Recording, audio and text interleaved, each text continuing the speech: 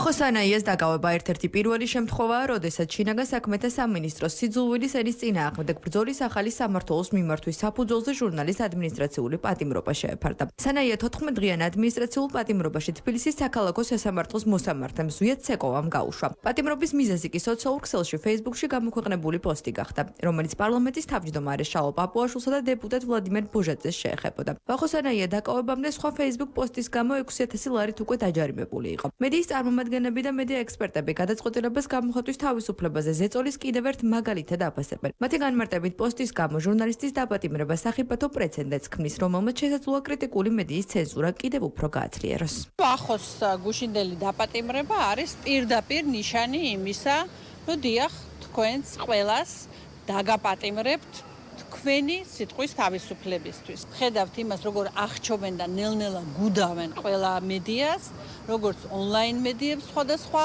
დრაკონული კანონებით, ასევე სატელევიზიო მედიებს სხვადასხვა კანონებით და ყველანაირად ფინანსურად ისე ბოჭავენ, რომ მათ არსებობა ვერ გააგრძელონ. სოციალურ ქსელში პოსტის გამო ჟურნალისტის პატიმრობა არის ავტოკრატიის გზაზე გადადგმული კიდევ ერთი დიდი ნაბიჯი.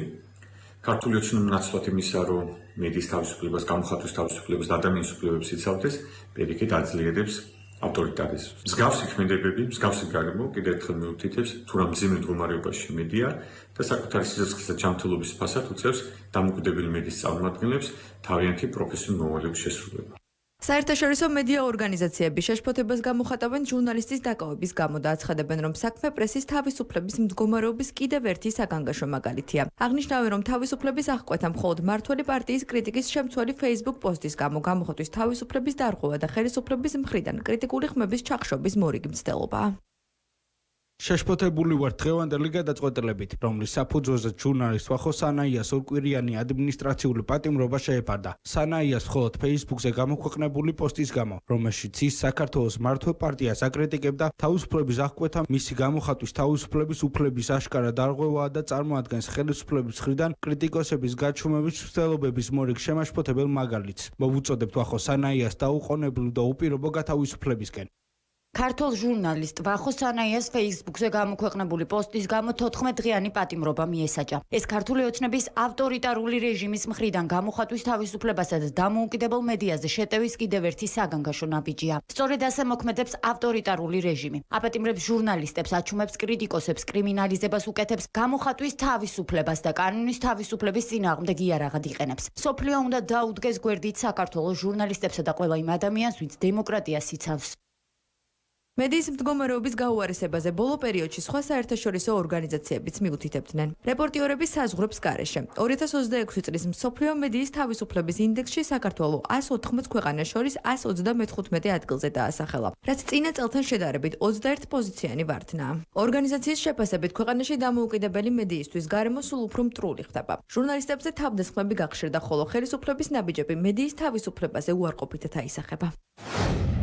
ოფიციალური პირების ჩარევა ძირს უთხრის პრესის თავისუფლების გაუმჯობესების მცდელობებს. გარემო კვლავ მტრულადაა განწყობილი დამოუკიდებელი და ოპოზიციური მედიისთვის ჟურნალისტების წინააღმდეგ სიტყვიერი და ფიზიკური თავდასხმების მზარდი რაოდენობით. უცხოური გავლენისა და ოჯახური ღირებულებების შესახებ კანონების მიღება და გამკაცრება კიდევ უფრო მარგინალიზებს ჟურნალისტებს, აიძულებს მათ ცენზურის ქვეშ მოქცევას და მნიშვნელოვნად ამცირებს თავისუფალი სიტყვის სივრცეს.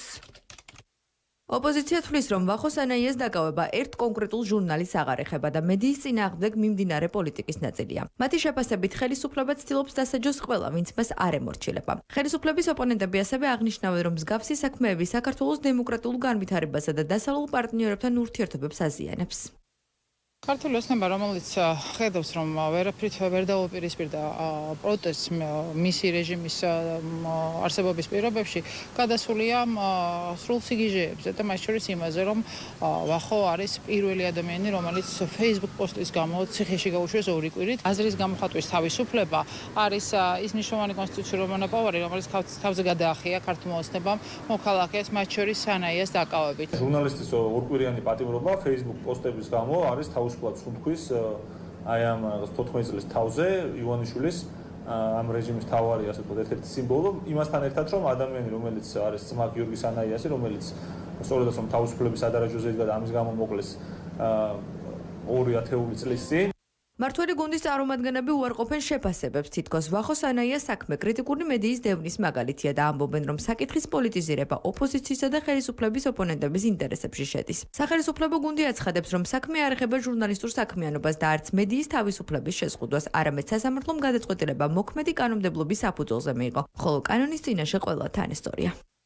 ეს ადამიანი ფორმალურადაც კი არ მოქმედებდა, როგორც ჟურნალისტი, ის მოქმედებდა როგორც პოლიტიკური აქტივისტი, პარტიული აქტივისტი და უხეშევრაცხობას აყენებდა კონკრეტულ ადამიანებს. უნდა შექმნან ასეთი აგრესიული გარემო, რა თქმა უნდა, ჩვენ ამას უნდა დავუპირისპირდეთ. კანონის წინაშე ყველა არის თანასწორი და რა თქმა უნდა, ამ შემთხვევაში სწორედ ასე თანასწორად იმოქმედა შესაბამისმა უწყებამ. სანაია პირადად შეფთ ჟურნალისტი არ არის. ის არის ჩვეულებრივი ნაცაქტივისტი, რომელიც ამოყარებულია მედიას.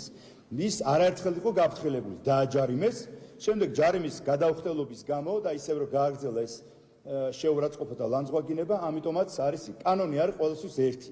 თქვენ გონიათ კანონზე მაღლად გახართ ახლა ჟურნალისტი.